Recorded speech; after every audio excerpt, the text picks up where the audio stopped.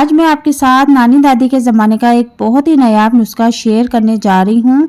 अगर आपको हड्डियों की बहुत ज़्यादा कमज़ोरी है, जिस्म में जगह जगह दर्द रहता है, कमर में दर्द रहता है, टांगों में दर्द रहता है, पट्ठों में अकड़न हो जाती है, अक्सर बैठे बैठे टांग में खिंचावट हो जाती है, शुगर नॉर्मल होने का नाम नहीं ले रही, ब्लड प्रेशर अचानक हाई हो जाता है या अचानक लो हो जाता है, तो ऐसी तमाम सिचुएशन के लिए आप इस बाजे की रेसिपी का इस्तेमाल करें।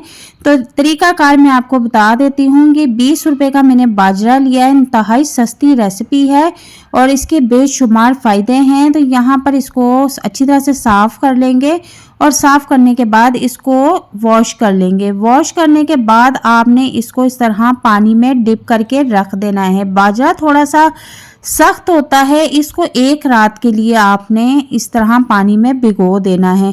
अगर आप एक रात के लिए नहीं भिगो सकते तो कम से कम इसको 4 घंटे के लिए आपने लाजमी भिगोना है। तो मैंने इसको पूरी रात के लिए पानी में भिगो दिया था। तो अब इसकी कंसिस्टेंसी कुछ इस तरह से है कि आपने इसका पानी बिल्कुल भी ज़ाया नहीं करना, इसका पानी भी हम यूज़ करेंगे, ठीक है। और बाजरा जो है आप देख सकते हैं कि अच्छी तरह से फूल चुका है।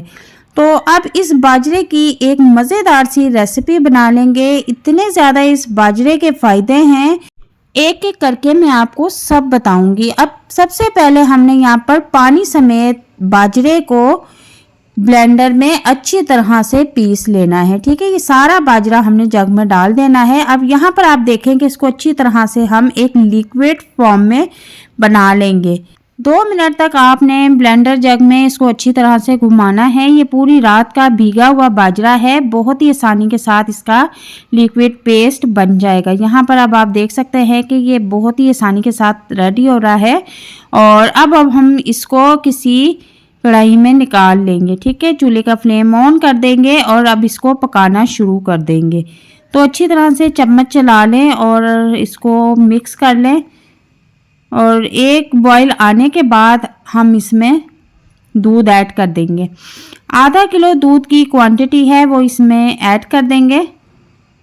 दूध आप कोई सा भी ले सकते हैं, लेकिन दूध जो है वो क्रीमी होना चाहिए, गाढ़ा होना चाहिए। और अच्छी तरह से इसको मिक्स कर लेंगे ताकि इसके बीच में गुठलियाँ ना बने।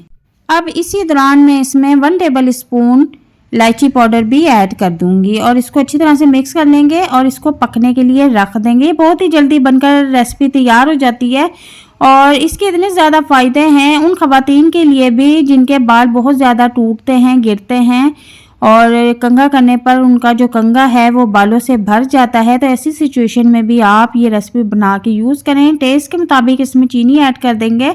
अगर शुगर के मरीज़ बना रहे हैं तो आप इसमें चीनी का इस्तेमाल बहुत कम करें। शुगर और ब्लड प्रेशर के पेशेंट जो रोज़ एक टैबलेट खाते हैं अपने ब्लड प्रेशर और शुगर को कंट्रोल करने के लिए, वो एक बार ये रेसिपी ज़रूर ट्राई करें। टैबलेट का जो असर इफ़ेक्ट होता है वो सीधा हमारे गुर्दों पर और हमारे जिगर पर होता है, ठीक है। आप इस तरह की कोई रेमेडी बना कर रख लें और उसको डेली अपनी डाइट में यूज़ करें। पहले ज़माने के लोग जल्दी से कोई मेडिसिन नहीं खाते थे, इस तरह की रेमेडी बना के अपने बीमारियों का इलाज किया करते थे। तो उस ज़माने के लोग आज के दौर में भी हमसे ज़्यादा सेहतमंद और तंदुरुस्त हैं। तो आप भी इस रेसिपी को घर में ज़रूर ट्राई करें। इस रेसिपी को बड़े, बच्चे, बूढ़े, जवान, मर्द, औरत सब खा सकते हैं।